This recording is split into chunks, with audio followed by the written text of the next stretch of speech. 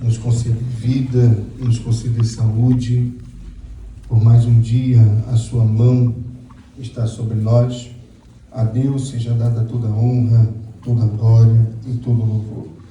Sou grato a Deus pela vida do pastor presidente desse campo, pastor Carlos Aires, um grande amigo, um intercessor e um ajudador do meu ministério, que sempre tem me abençoado, me honrado, mais do que eu mereço. Que Deus em Cristo continue abençoando a vida do pastor Márcio, de todos os irmãos que aqui trabalham, do meu irmão Jailton. Que Deus continue dando saúde, vida e alegria. Hoje estou só, irmãos, que a minha esposa, ela cuida das crianças lá na igreja, na nossa sede, e nós estamos com uma deficiência de tias para a escolinha. E ela é uma das líderes, então elas estão se desdobrando todos os cultos para cuidar lá das crianças, né? E eu tenho uma de 4 anos que hoje vai dançar lá, como as crianças que dançaram. Então ela falou: pai, hoje eu não vou com o senhor não, hoje eu vou ficar lá na shed. Eu falei: então fica na shed, que o pai vai pregar e a mãe vai cuidar das crianças. Então por isso a família ficou lá congregando ao Senhor. E o nosso chamado é pegar a estrada, né? Não tem para onde nós corremos. Diz assim o versículo 14 do capítulo 3 da carta que Paulo escreveu aos Efésios.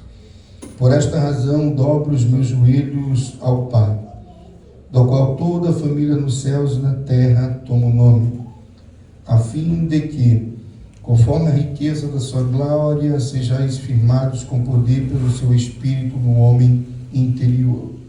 Que Cristo habite pela fé em vossos corações, enraizados e fundados em amor, para que sejais capazes de compreender com todos os santos qual seja a largura, o comprimento, a altura e a profundidade, e conhecer o amor de Cristo que ultrapassa todo entendimento, para que sejais cheios até a plenitude total de Deus. Aquele que é poderoso para fazer muito além de toda medida do que pedimos ou entendemos, segundo o poder que atua em nós, a este seja a glória na igreja e em Cristo Jesus, por todas as gerações, pelos séculos dos séculos. Amém. Pode se sentar, irmãos.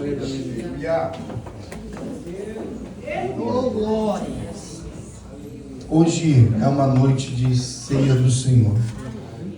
Então, cabe a nós refletirmos um pouco sobre a pessoa de Jesus Cristo, o amor de Deus para conosco, porque, afinal de contas, os irmãos que estão tomando a primeira ceia do mês, venceu mais um mês. Nós que somos itinerantes, no mínimo aí, tomamos de 3 a 4 ceias por mês, em todos os lugares que nós passamos, pregando a palavra de Deus.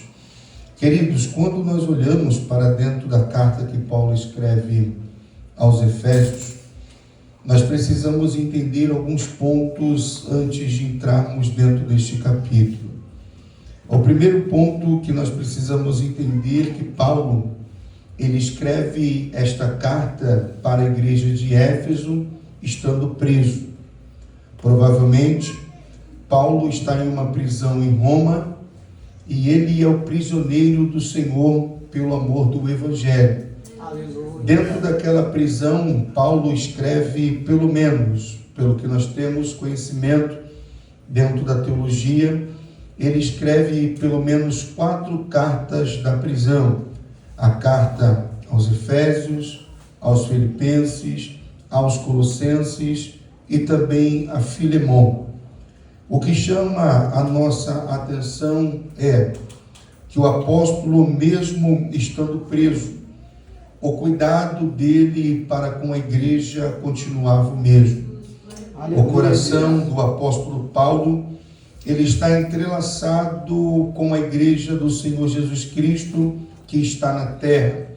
E isso mexe com o meu coração, e isso mexe com o meu entendimento em pensar que em um período na qual ele estava vivendo, aproximadamente no ano 62 depois de Cristo, aonde a comunicação, onde todas as formas que você poderia se comunicar com alguém era tão difícil, mesmo assim, ele consegue ultrapassar as dificuldades da sua época para continuar obrando e fazendo a obra e a vontade do Senhor. Paulo, ele está preso, mas o seu coração está ligado, a sua mente está conectada com a obra do Senhor. Paulo, ele é um grande exemplo para mim, ele é um grande exemplo para ti, no tratado da obra do Senhor.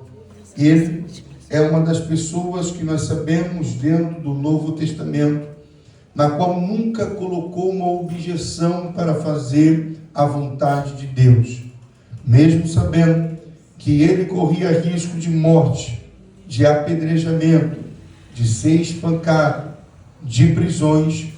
Ele não deixava de pregar a palavra do Senhor. A informação que chega ao coração do apóstolo é que a igreja que está na cidade de Éfeso está vivendo uns momentos um pouco difíceis, um pouco complicado, diferente daquilo que ele havia deixado quando ele inaugurou, quando ele fundou aquela igreja. Os irmãos vão se recordar que no capítulo 19 de Atos dos Apóstolos, Paulo, ele está se despedindo da igreja que está em Éfeso, e ele chama os presbíteros, os anciões da igreja, e todos param na frente do porto, e eles começam a chorar, porque Paulo está se despedindo daquela obra missionária, pelo menos em pessoa, pelo menos fisicamente.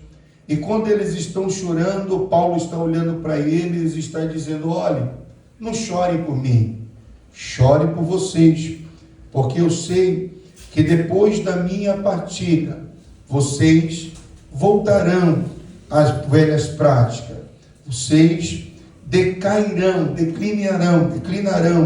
na fé, e tudo isso que eu plantei provavelmente vai perecer. E nós sabemos que quando lemos a história da carta aos Efésios, Paulo, nos seus 2 primeiros capítulos, ele está trazendo à memória daquela igreja aquilo que eles um dia foram.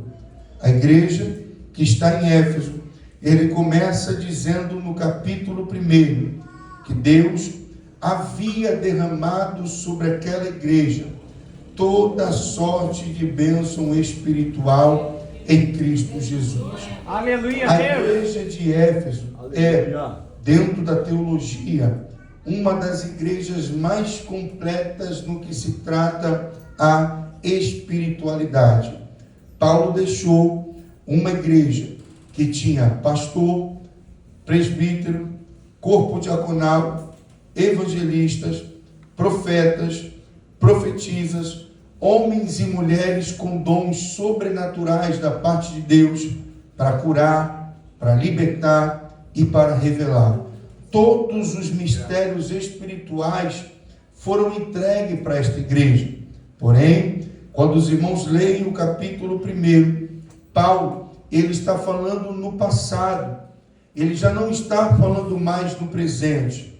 Paulo está dizendo que Deus vos abençoou, que Deus vos deu, que vocês fizeram, que vocês eram.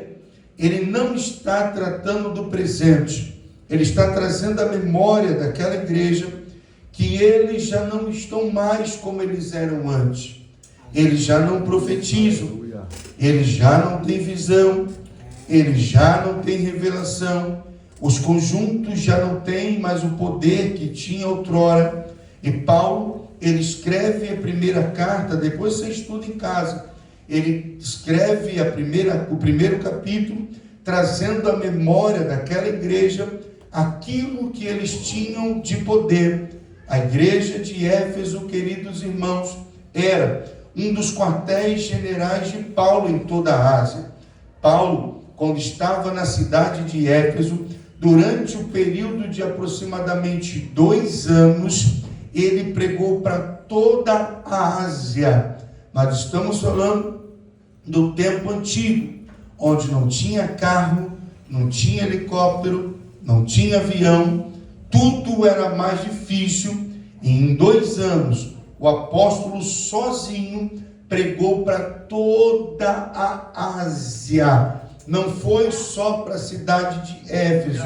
Esse apóstolo, ele tem experiência e ele sabe o que é uma vida espiritual, o que é um declínio espiritual. Ele, olhando para aquela igreja, ele entende que os irmãos que estão na igreja de Éfeso já não são mais como eram antigamente. Antigamente, na igreja de Éfeso, o pastor local, ele não precisava fazer força para a glória de Deus descer. Quem está agora cuidando da igreja em Éfeso é Timóteo, o filho de Paulo na fé. E Timóteo, ele vai se encontrar numa dificuldade muito grande ao dirigir esta igreja. Por quê? Porque os irmãos estão decaindo na fé e eles estão voltando a ser a velha criatura. Quando você estuda o capítulo de número 2,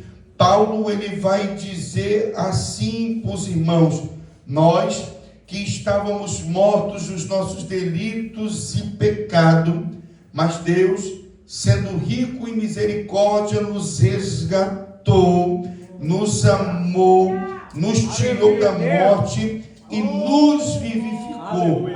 Paulo estava dizendo para aquela igreja: lembram que antes vocês estavam mortos nos seus delitos, nos seus pecados, vocês roubavam, se prostituíam, enganavam, adulteravam.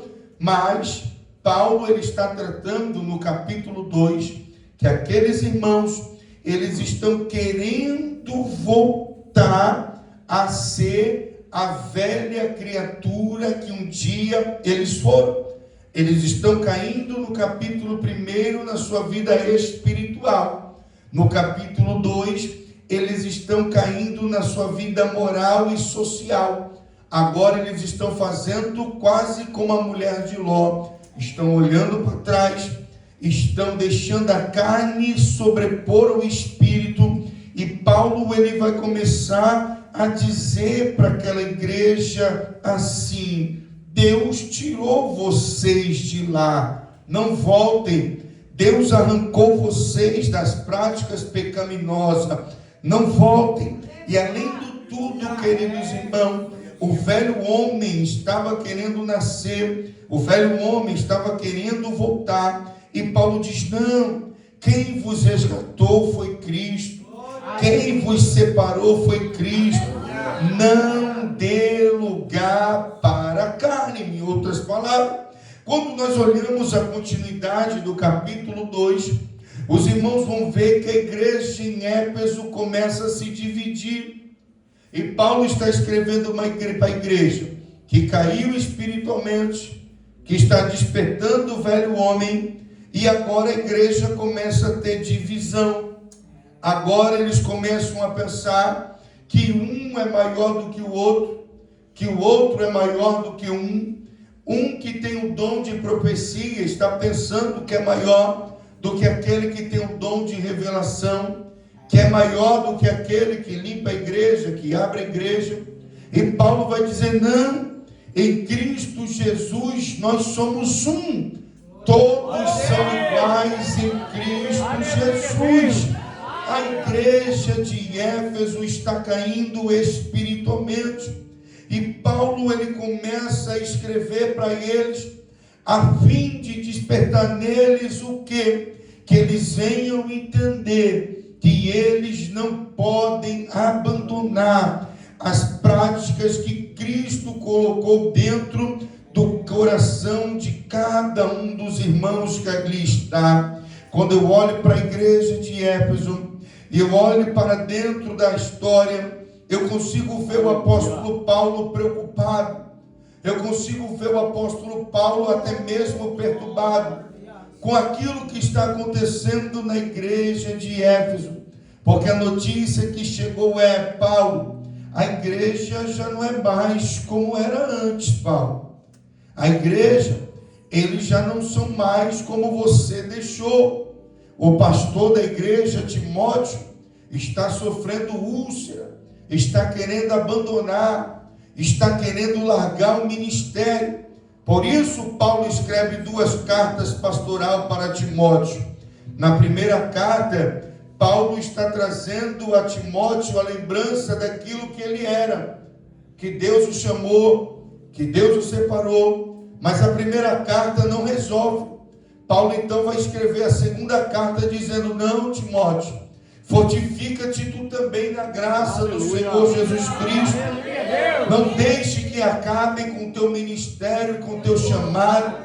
Combate o combate como bom soldado de Cristo. Aí eu vejo Paulo dentro de uma prisão, escrevendo os capítulo 1, escrevendo o capítulo 2, escrevendo o capítulo 3 até o versículo de número 13.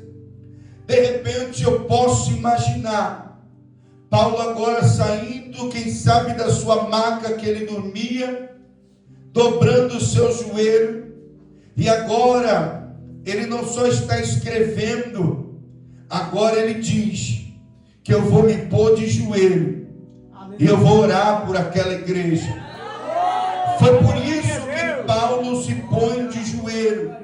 Por esta razão, dobro os meus joelhos ao Pai. Por que razão?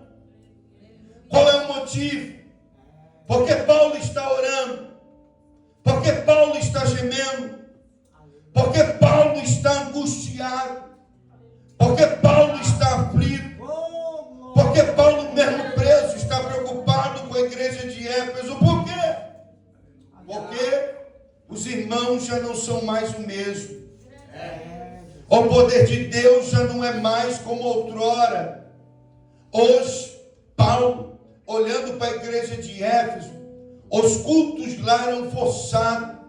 Quem sabe Timóteo tinha que implorar para os irmãos da glória, dar aleluia, para os irmãos ir para o culto, para os irmãos trabalhar na obra do Senhor.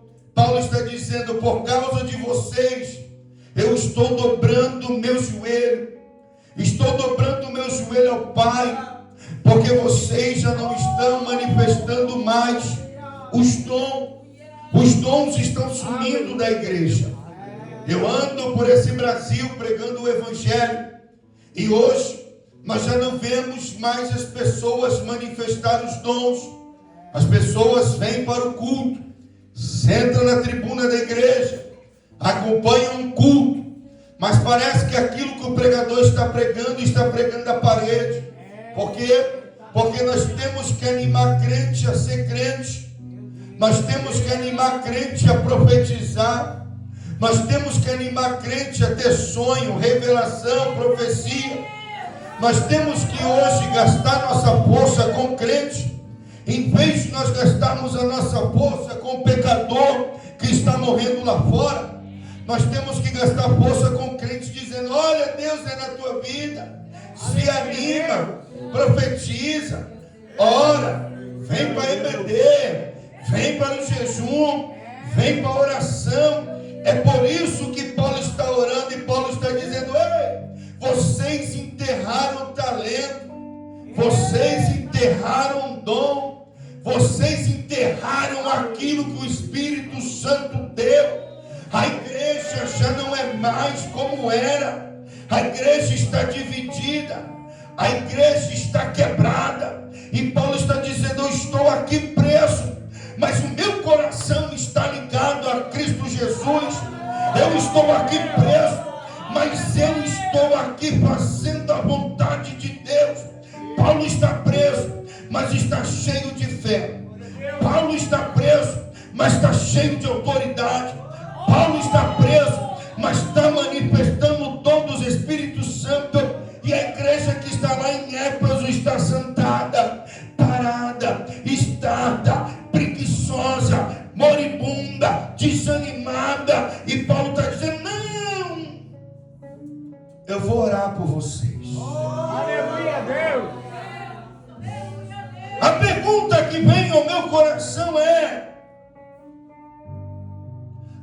nível de amor teu para com Jesus. Eita glória! Aleluia.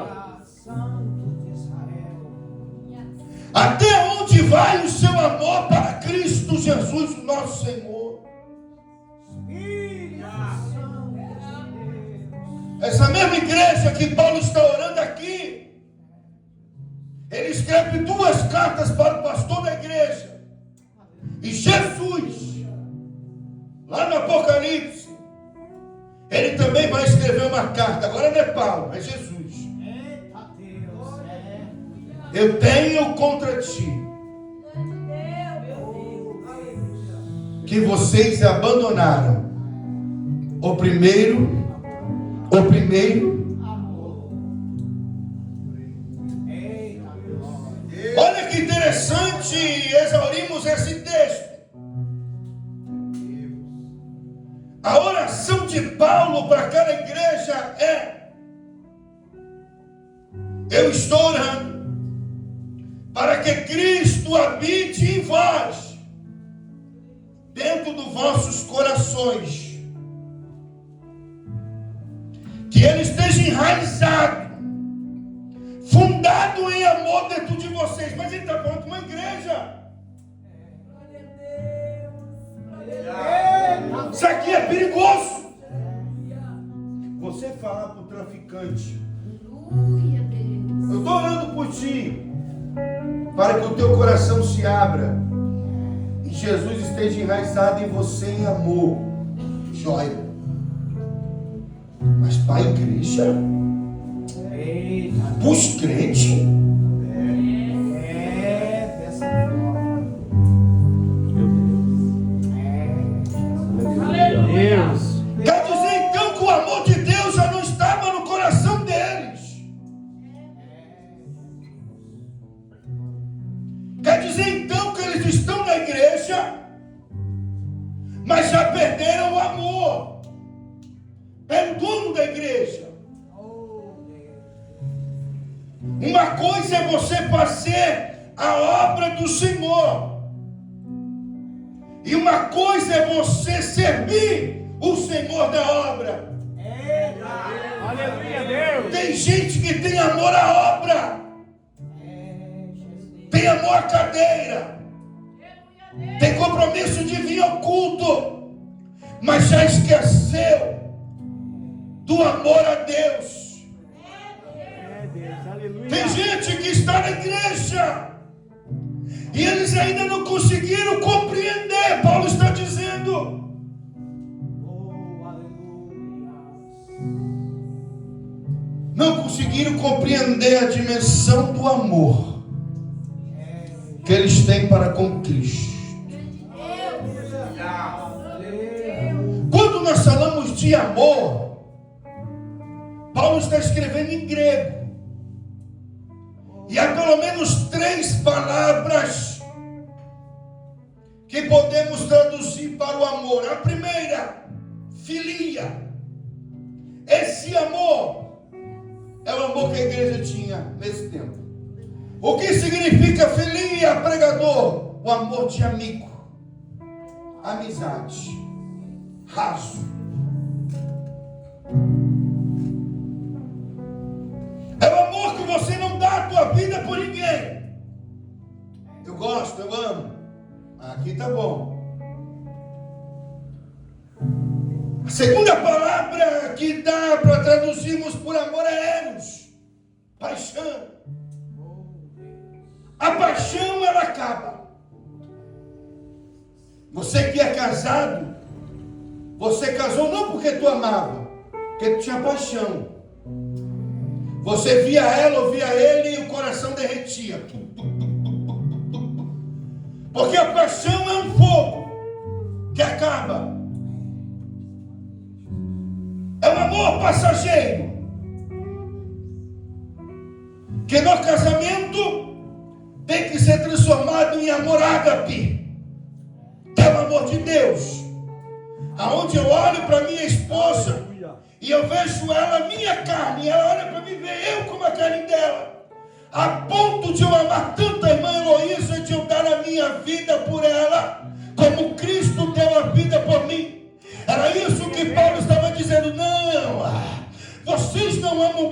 com amor ágape. Não, não, não, não, não. Vocês têm agora menos aí um amor eros, um amor filia. Gostam de estar na igreja. Vocês têm uma paixão, mas ágape não. Ai, Senhor.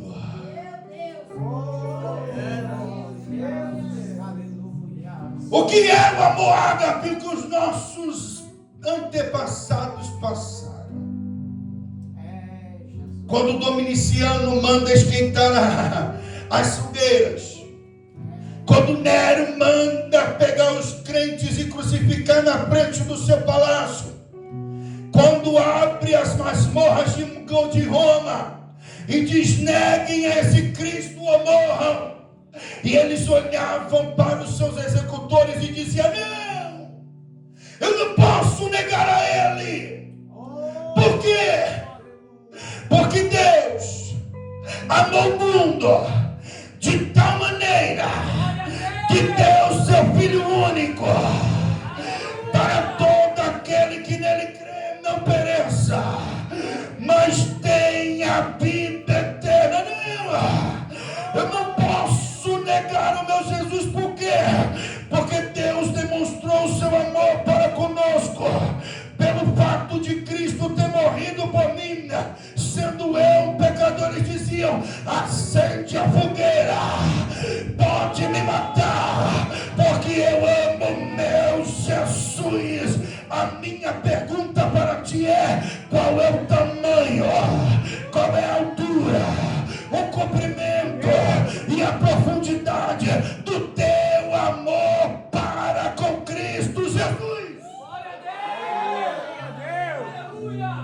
Pergunta para o teu irmão qual é o tamanho, qual é a altura, qual é o comprimento, a profundidade do teu amor para com Ele. Aleluia, Deus. Ai, demanda, naraio, comanda, plate.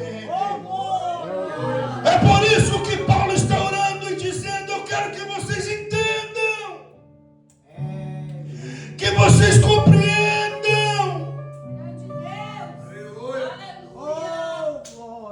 Entenda o que, Paulo? Compreenda o que, Paulo?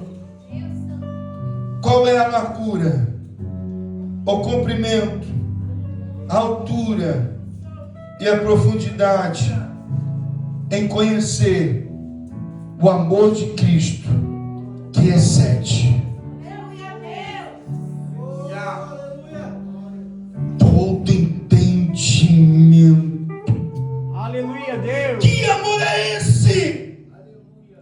Que Cristo me amou tanto, eu sendo miserável, pobre, cego, nu, pecador, que faz ele ir até o Calvário como ovelha muda, de deixar se entregar por mim. E eu ainda quero perguntar para ele: será que tu é na minha vida? Será que tu me ama? Será que o Senhor é comigo? Aí ele olha e diz para ti: olha para o Calvário, eu abri mão de toda a minha glória para salvar você, pecador miserável. Eu sei que eu estou pregando para pessoas aqui, perdoe eu rasgar o verbo, que era beberrão, cachaceiro, prostituto, ladrão, assassino, ninguém te dava uma bala. Aí um dia os cão lamberam a tua boca, Jesus te pegou e disse: vem, vem porque eu te amo, vem porque eu te quero, vem porque eu vou mudar a tua história. Ele te pegou, ele te lavou, ele te encheu, ele te deu um nome, ele te deu uma moral, ele te deu uma família. E eu ainda tenho que dizer para ti, para toda a glória, eu ainda tenho que te pedir para dar aleluia. Não, quem ama ela entende que ele me ama primeiro.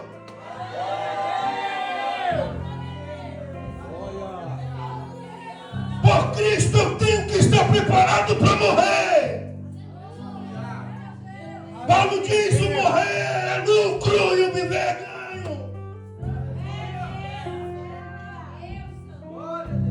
Em nada eu tenho a minha vida por preciosa, contanto que eu cumpra com alegria a minha carreira que está proposta. Mas Paulo, como tu cumpre com alegria?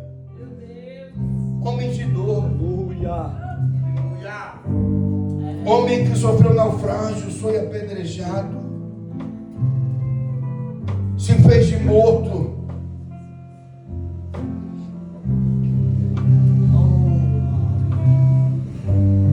A pergunta dessa noite é: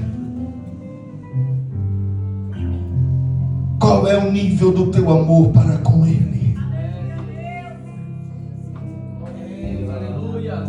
Porque Paulo diz que Ele provou o seu amor para nós. Ele chega no dia da ceia. Estão todos ali reunidos e Pedro diz: eu não te negarei. Ele diz: antes do galo cantar, tu me negarás 3 vezes. Mas depois eu voltarei para ti, Pedro. Aí quando ele ressuscita, ele chama Pedrão. E 3 vezes também ele repete: Pedro, tu me ama? Aqui Jesus está falando: tu é meu amigo? Eu sou, Senhor. Pedro, tu me ama? Tu tem paixão por mim? Eu te amo, Senhor. Tem paixão. Aí a terceira é: tu morre por mim? Ô Senhor, tudo tu sabe. Aleluia, Deus. Aqui Pedro não diz aqui, mas quando ele se pegou com Cristo,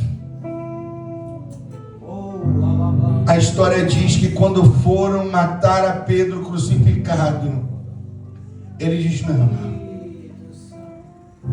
eu estou disposto a morrer por ele, mas não igual a ele. Vira essa cruz.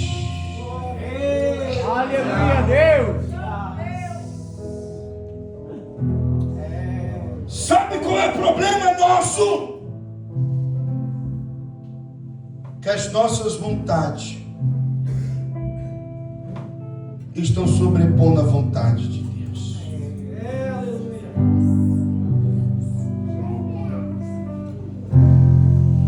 Aleluia.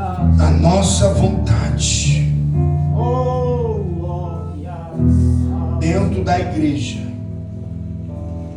está sobrepondo a vontade de Cristo. Aleluia. A pergunta é: qual é o teu nível de amor para com Ele? Aleluia, Deus. Até onde tu vai por amor ao Evangelho de Cristo?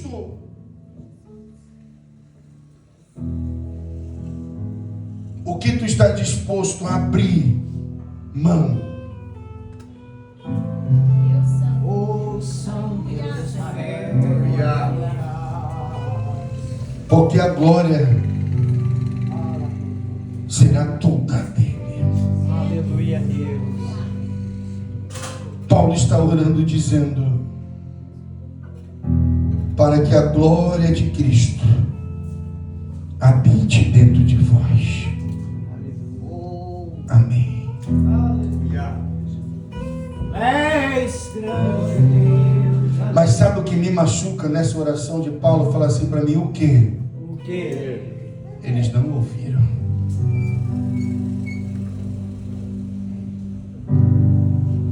Eles não ouviram. Meu Deus. Porque se eles tivessem ouvido, Jesus não tinha escrito em Apocalipse: eu tenho contra vocês que vocês não ouviram o pregador daquela noite. A oração de Paulo para que o amor deles aumentasse só foi lida, a carta em Éfeso, mas não foi praticada.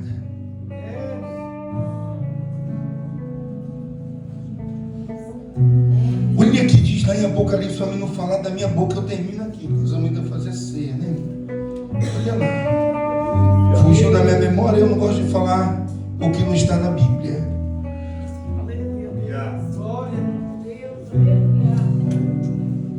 Contudo, tenho contra ti que abandonastes o teu primeiro amor. Lembra-te de onde caíste, arrependa-te e pratica primeiras obras. Se não te arrependeres, virei a ti e removerei o teu candelabro do seu lugar. Qual eram as primeiras obras da igreja? Eu disse lá na introdução: eram cheios de poder, andavam em unidade, praticavam a palavra de Deus, e Deus estava agregando almas para dentro daquela igreja. Volte às primeiras obras. Volte a servir não a obra do Senhor. Faça pelo Senhor da obra, porque Deus recompensará todo o nosso trabalho.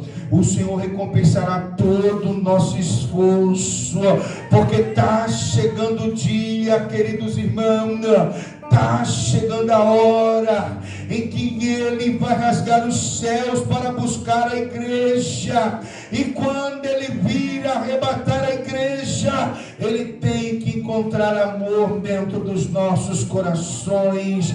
Eu vim aqui, termino agora só te fazendo uma pergunta: aonde está o teu amor?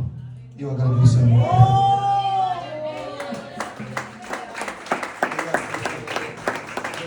Jesus, aplauda Jesus, mais